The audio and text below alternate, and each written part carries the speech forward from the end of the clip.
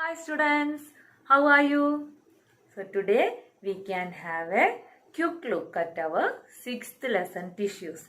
So we can revise it quickly. Okay, so what are tissues?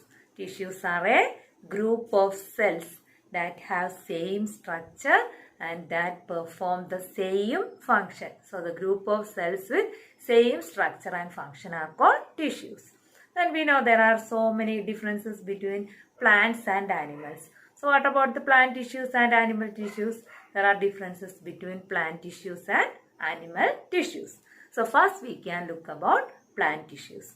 And we know the growth in plants is localized to particular areas. So that particular areas have dividing cells and other parts have non-dividing cells. So in plants we can see there are dividing cells and non-dividing cells. And the dividing cells join together to form a tissue called meristematic tissue. And the non-dividing cells join together to form a tissue called permanent tissues. So first we can look at meristematic tissues. And there are three types of meristematic tissues. First one is apical meristem. Apical meristem is present at the apex of stem and root or at the tip of stem and root. So what is its function? Its function is that it helps in the increase in length of stem and root. Then next is intercalary meristem. And intercalary meristem is present near the nodes of stem, and its function is it helps to increase the length of the internodes. Then third type of meristematic tissue is lateral tissue, and this lateral meristem that is present at the sides of the stem and root. So what is its function? It helps to increase the thickness or girth of the stem and root. Okay, so three types of meristematic tissues are apical tissue, lateral meristem and intercalary meristem. Okay, and this meristematic cells structure of meristematic cells are different from the structure of the permanent cells. So meristematic cells are dividing cells. So they have thin cell walls and they have a large amount of cytoplasm. They have a big nucleus and vacuoles are absent because they don't want to store anything. So vacuoles are absent in the meristematic cells. Okay. Now we can study about permanent tissue. So these meristematic cells, they are dividing cells. So after dividing, what happened to them? They will, when they become mature, they will stop their division and they will change into non-dividing cell or permanent tissue. And this process of taking up a permanent shape, size and a function, that is called differentiation. So they will take a permanent shape and size and they will perform a particular function, and that process is called differentiation. And we can see this permanent tissue is again divided into simple permanent tissue and complex permanent tissue. And this simple permanent tissue, there are three types of simple permanent tissues. They are parenchyma, collenchyma and sclerenchyma. And this parenchyma, when we look at its structure, they are thin-walled and they are arranged loosely with intercellular space. And their function is storage of food and water. And if this parenchyma contains chlorophyll, that parenchyma is called chlorenchyma. And if it contains air cavity, that is called aerenchyma. And this aerenchyma is present in water plants. So that will help that aquatic plants to float on the surface of water. Okay. The next permanent tissue is what? Collenchyma. And this collenchyma, this parenchyma is a living cell. Collenchyma is also living cell. And this collenchyma is arranged with little intercellular space. And it is thickened at its corners. And its function is that it will give flexibility to the plants and also give mechanical support. And we know in plants, climbers and all, they have tendrils and all, they will climb on the supports without breaking, and this collenchyma is giving that flexibility to that climbers and tendrils of the climbers and all. Okay, and the third type of permanent tissue is sclerenchyma, and this sclerenchyma is a dead cell. Okay, and it is uniformly thickened. Not only corners, it is uniformly thickened. So inner space is less, or inner cavity is absent, because it is thickened by a substance called lignin. And its function is that it makes the plant parts hard and stiff, and it is a dead cell also. Okay, and intercellular spaces are absent in sclerenchyma. So the coconut fibers are made up of sclerenchyma. So this parenchyma, collenchyma and sclerenchyma, they are simple permanent tissues, and they are simple supportive permanent tissues. Now we can look which are the simple permanent protective tissues. And simple permanent protective tissues are epidermis and cork. So first we can look at epidermis. So the outermost layer of cells is called epidermis, and it is usually made up of a single layer of cells, and it protects all the parts of the plants. Okay, and in aerial parts and all, above this epidermal layer we can see a waxy coating called cuticle also. And what is the function of this epidermis? Since it is the covering the parts, main function is protection. So it will give protection against loss of water, protection against mechanical injury, and also it will prevent the attack of parasites also. And it forms a continuous single layer without intercellular spaces. And outer and side walls are thicker than the inner wall. And in leaves, on leaves we can see in between these epidermal cells there are some holes called stomata, and this stomata is covered by two kidney shaped cells called guard cells also. And what is the function of stomata? Two functions are there. One is exchange of gases with the atmosphere, and another one is this transpiration, that is loss of water in the form of vapor. So transpiration also takes place through the stomata. So these are the two functions of stomata. And in roots, we can see on the epidermal cells there are some root hairs that will help to increase the surface area for the absorption of water. In desert plants, on the leaves or on their stem, just above this epidermis, there is a waxy coating or waterproof coating made of cutin to prevent the loss of water also. Okay, then another simple permanent protective tissue is cork. We can see that the outer layer of a branch of a tree is different from the outer layer of a young stem. So as the plants grow older, the outer protective tissue undergoes certain changes, and cork cells develop on the outer surface, and these cells of cork are dead cells, and they are compactly arranged without intercellular spaces, and they have a substance called suberin in their walls that is impervious to gases and water. That means that won't allow gases and water to go out also. Okay, so this is about simple permanent tissues. Next we can study about complex permanent tissue. So complex permanent tissues means they are made up of more than one type of cells. So different types of cells are there, and the different types of cells are joined together to form a common function. That cell tissue is called complex tissues. Example, xylem and phloem in plants are complex tissues.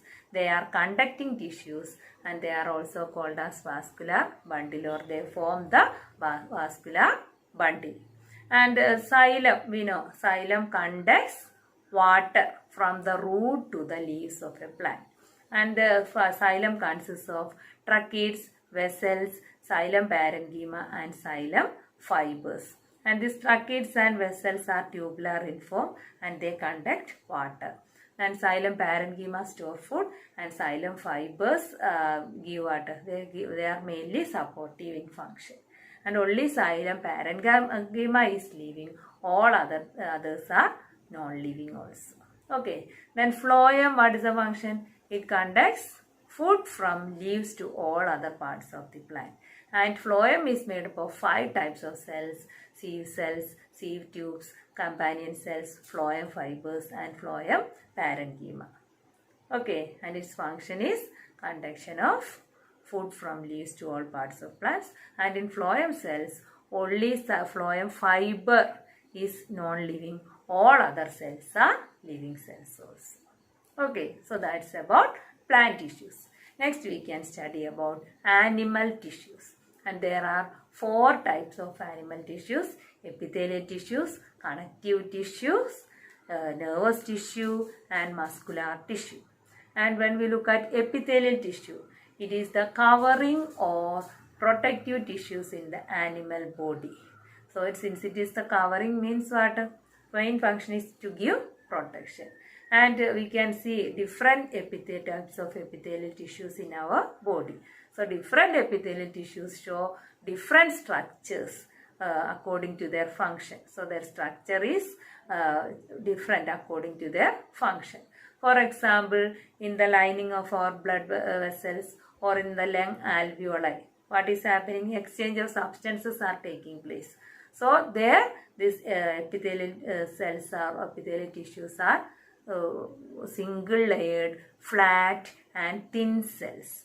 And these single, flat, thin cells are called squamous epithelium. And this squamous epithelium, that is single layered, so it is called simple squamous epithelial tissue. And in our skin also, we can see skin is also covered by squamous epithelium. But in our skin, it is arranged in many layers to prevent the wear and tear. And so this many layers of this squamous epithelium is called stratified squamous epithelium. And we can see in our intestine where absorption and secretion of substances takes place in the lining of our intestine. We can see a epithelial cell, and that is pillar-like or tall epithelial cells. So they are called columnar epithelial tissue. And in our respiratory tract also columnar epithelial tissues are present, but they have some hair-like structures also. So they are called as ciliated columnar epithelium. And this ciliated columnar epithelium, what is its function? It will help to clear our respiratory tract by removing or pushing out the mucus from our respiratory tract. And in our kidney tubules and in our salivary duct and all, we can see some cube-shaped epithelial cells, and they are called cuboidal epithelium, and their function is to give mechanical support. And sometimes a portion of the epithelial tissue falls inward and a multicellular gland is formed, and that is called glandular epithelium. Okay, so that's about epithelial tissue. The next is connective tissue, and blood is a connective tissue. And in connective tissue, the cells are embedded in a structure called matrix. And the matrix may be solid or liquid or jelly-like based on the function of that particular connective tissue. So blood is a connective tissue, and blood want to transport substances. It is flowing through our body. So it have a liquid matrix called plasma. And in that red blood cells, white blood cells, platelets, everything is embedded inside this plasma. And this plasma contains proteins, salts and hormones. And the function of blood is that it carries transport gases, food, hormones, waste materials, everything. Okay. Then bone is another type of connective tissue. and it forms the framework of our body, and bone have solid matrix, and it is a strong and non-flexible tissue, and the hard matrix of bone is composed of calcium and phosphorus compounds. Then two bones are joined together by another type of connective tissue called ligament. It is very elastic and it have a considerable strength and it have very little matrix also. Okay. Then bone is connected to a muscle by another type of connective tissue called tendon. And tendons are fibrous tissues and they give great strength and limited flexibility. Then another type of connective tissue is cartilage. Cartilage means soft bone, and it have a solid matrix that is composed of proteins and sugars. Then areolar tissue, that is another type of connective tissue that is found between the skin and muscles around our blood vessels and all, and it fills the space inside the organs. Then another type of connective tissue is called adipose tissue, and its function is that it will store the fats in our body. So the fat storing tissues are called adipose tissue. The next tissue is muscular tissue, and muscular tissue contains cells called muscle cells, and these muscle cells contain a protein called contractile protein, which helps to contract and relax the muscles, and that help in the movement of our body. And some movements we can control by ourselves. We can start it when we want to, and we can stop it when we want to stop the movement. Such movements are called involuntary. Such movements are called voluntary movements, and that muscles are called voluntary muscles. But some movements are not under our control. Such movements are called involuntary movements, and that muscles are called involuntary muscles. And we can see there are three types of muscles in our body: skeletal muscle, smooth muscle, and cardiac muscle. And the skeletal muscles, they are attached to the bones, so they are called as skeletal muscles, and that is present in our hand, leg, neck, etc. And we can move these parts whenever we want, and we can stop these parts whenever we want to stop also. So these muscles are also called voluntary muscles. And when we look at the structure of these muscles, they are long, elongated or cylindrical, and they have some light and dark bands. So they are striated muscles, and they have so many nucleus in a single cell. So we call that as a multinucleate also. No branches are present, so they are unbranched also. So long, cylindrical, unbranched and multinucleate muscles. Okay. Then our next type is smooth muscle, that is present in our alimentary canal, iris of our eyes and all. So these movements we can't control. So they are involuntary muscles. And when we look at the function, they are spindle shaped with a single nucleus. So spindle shaped, uninucleate and unstriated. That means they don't have that dark and light bands on them. Okay. Then the third type of muscular tissue is cardiac muscle. And this cardiac muscle, that is present in our heart. And the muscles of the heart show rhythmic contraction and relaxation throughout our life without any rest. And we can't control that movement. So they are involuntary muscles. And they are cylindrical and long and branched, and they are uninucleate, only single nucleus. So cylindrical, branched and uninucleate, and their rhythmic contraction and relaxation of the heart help to pump blood to different parts of our body. Then the fourth type of tissue is nervous tissue, and the nervous tissue is composed of cells called nerve cells or neurons. And when we look at the structure of neuron, it have a cell body, nucleus, cytoplasm, everything is present, and it has some small branches called dendrites and a long branch called axon also. And its function is that it transmits stimulus from one place of our body to another place, and it carry the signals through the nerve fiber, and that signals are called nerve impulses. So it carry nerve impulses from our sense organs to brain or spinal cord. Then from that it will carry the messages or signals back to our muscles or our glands also. So that will make movements in our body. So due to the neurons, action of neurons, we are able to respond to various stimuli also. Okay, and this nerve cells or nervous tissue and muscular tissue, they are combined together, and the combination of this nervous tissue and muscular tissue enables animals to move very fast in response to stimuli also. Okay, so today we have a quick revision on the 6th lesson. Okay, bye.